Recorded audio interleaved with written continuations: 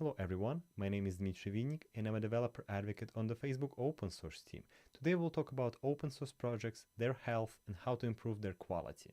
As I mentioned, today I'll talk about 10,000 steps of open source project health. And the goals for today will be first to define gaps in the open source project health, provide guidelines for open source projects, and last but not least is to show why communication is so important throughout any work that you do for your open source. So first thing I want to talk about is the team I'm working with, the Facebook open source, to give you some credibility behind things I'm talking about today. Facebook open source, we are working with quite a few open source projects.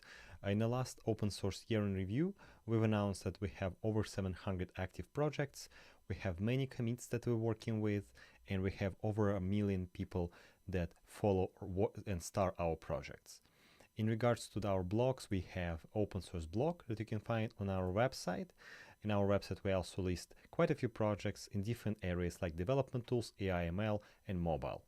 We also have a YouTube channel where we try to share some content in regards to our projects, and we have a Twitter account as well as Facebook page that we encourage you to follow. But back to the slides. Even though I work with open source on a day-to-day basis, the question is there a metric that can define open source health across the board, whether it's for our company or other companies?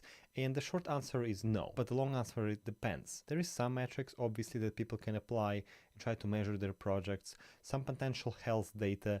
By health data I mean data that refers to open source health. You can count repo numbers, how many stars, how many commits you have, how often they happen. You can monitor Q&A forums like Stack Overflow or Reddit and see sentiment analysis and number of questions asked there. You can go to Twitter and YouTube and see what the responses are to your video and your content, or you can follow Orbit model that tries to have some insight in the metrics behind open source. They have a website called orbit.love where they attempt to measure return on investment when dealing with community experience. Give it a try if you'd like. But rather than looking at numbers, I'd like to take a more conceptual approach when it comes to measuring health, basically by looking at individual projects in their respective ecosystems and understanding that ecosystem using some guidelines that I'll talk about today. I hope that we'll be able to measure open source health in your project, but also improve them as well. All right, so it's not just about Facebook that I'll be talking about, but I still talk about large scale. By large scale, I mean a project that's not a single person, but something that you might have a team behind, and you have to think about that approach and the people you have to deal with. So in general, there are about 5 types of open source work in regards to improving health, improving the quality of open source. And going towards better open source health, types of work is planning work, branding work, documentation, and a code base. So in regards to planning, I need to answer the question, why do you do open source? Doing open source just for the sake of open source is not a good reasoning. You're not going to go far. Eventually, it will catch up with you and the project will fall through. So the possible goals are recruitment. Are you trying to popularize your project and your company outside by sharing that you're an open company and people who work with you can contribute and work with open source?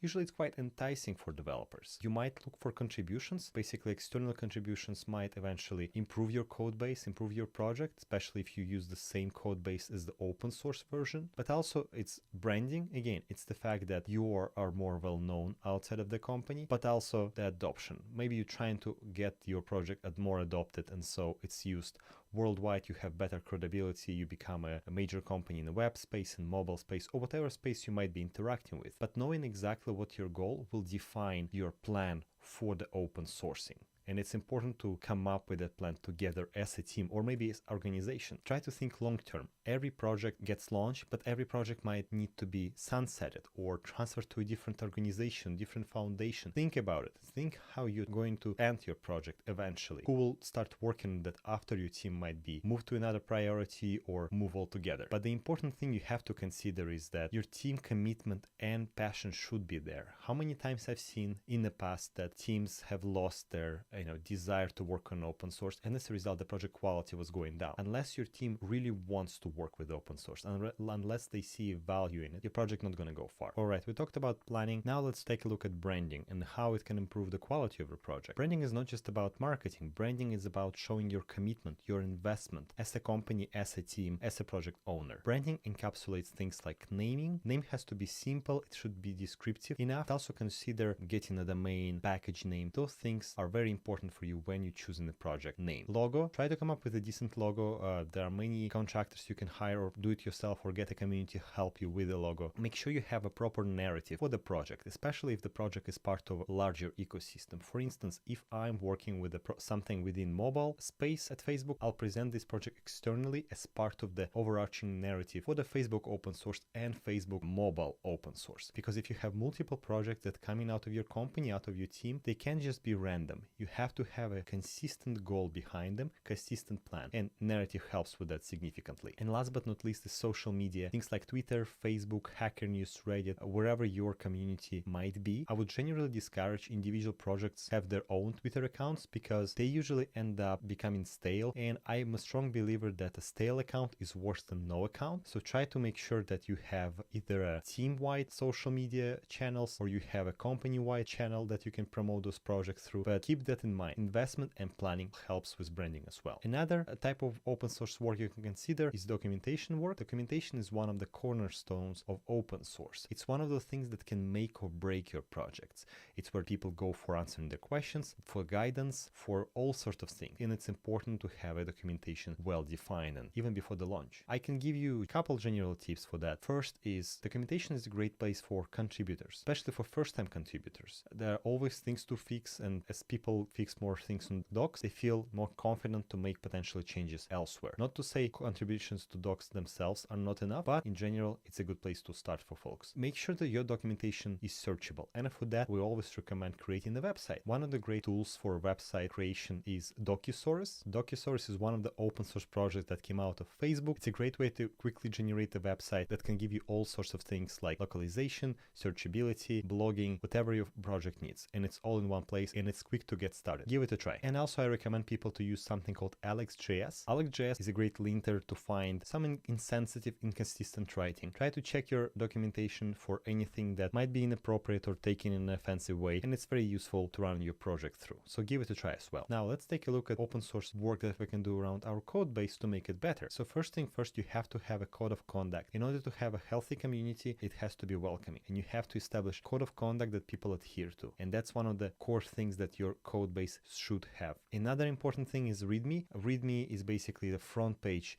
other than the website of your code base. It's where people go for the most part, and it's important to have it properly set up. And when I say properly, I don't mean just come up with that. There are enough examples out there. There's an awesome tool out there called readme.so, where basically you can quickly create README out of a small template and choose whatever you need. API references, badges, contributing demos, frequently asked questions, whatever you like, and it will help you to generate this README fairly quickly and right in your browser. And then you copy paste and have that README committed. It's just a good guideline if you don't yet have the template within your organization. So give it a go, give this nice tool a try. Another important thing is contributor guide. If your project, and there are some projects that's not looking for contributions at the moment, make sure you make it clear. Communication is essential throughout any work that you do, and making it as clear and honest will definitely get you far. If you just disregard people's issues or pull requests without making it clear in the contributors guide that you're not looking for contributions, you're going to be perceived in a wet manner. But if you make it clear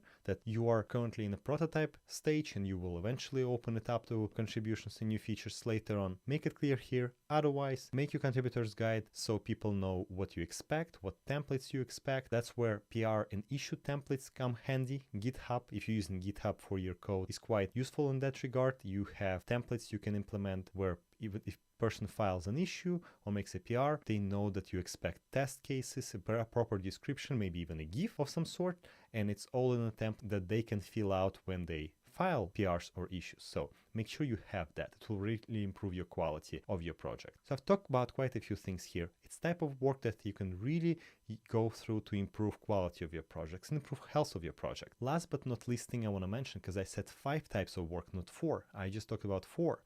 And it's community work. The reason why I left community work for the last, it's because everything else comes to that. It's how you communicate with your projects through plans, through documentation, through website brands, and the code base, ultimately it all comes down to your communication with the community, and that has to be very clear. It has to be team driven. For example, if your company has developer advocates, you can't just have developers do dev work and DAs, developer advocates, going to conferences and present whatever content they present. It has to be coming from the engineers themselves or external contributors themselves. You as a developer advocate, your role is to empower them rather than do it for them. Because again, it's all about their passion, it's all about their drive. At the same time, give them, a team or contributors, a way to contribute to content creation, whether it's videos, tutorials, documentation. All that content really helps new users, because after you have a user of the code base, then you will have a contributor, and then you have a maintainer. And that's the final everyone will go through. You need to also create a community space for people to congregate, to go to chat, to ask questions, whether it's Slack, conferences, meetups, all those things. You need to have a place for people to go to. And last but not least, thing that I keep mentioning is communication is the key. Make it as clear to your community what you're looking for, what they should be looking for from you, what their expectations are. Those things, nobody will blame you if you're making it clear. If you have a vacuum in there, it will be filled with inconsistency or confusion. Make sure you make it as clear as possible. We talked about quite a few things today, but I can't cover everything in just a half an hour. Regardless, I always want to end with call for action for you. First and foremost, regardless of what you do with community health, focus on communication. Make it as honest as possible and as clear as possible. Know your community. That's one of the reasons why I can't just give you metrics and say use that to define quality, because it always depends from the community to community. If you're working with Rust, it's going to be one sort of approach. If you're working with web, it will be a different type of approach. So all that depends on the community you're interacting with. But still, collect metrics. Maybe one day you'll find some good correlation and actually causation between metrics and the stage that your project is in. So continue collect that, whether it's manually, automatically, or through Orbit that I've showed you. Thank you so much for listening. My name is Dmitry Vinnik, and follow me on Twitter, go to my blog, LinkedIn, or email me directly if you have any questions. Thank you so much.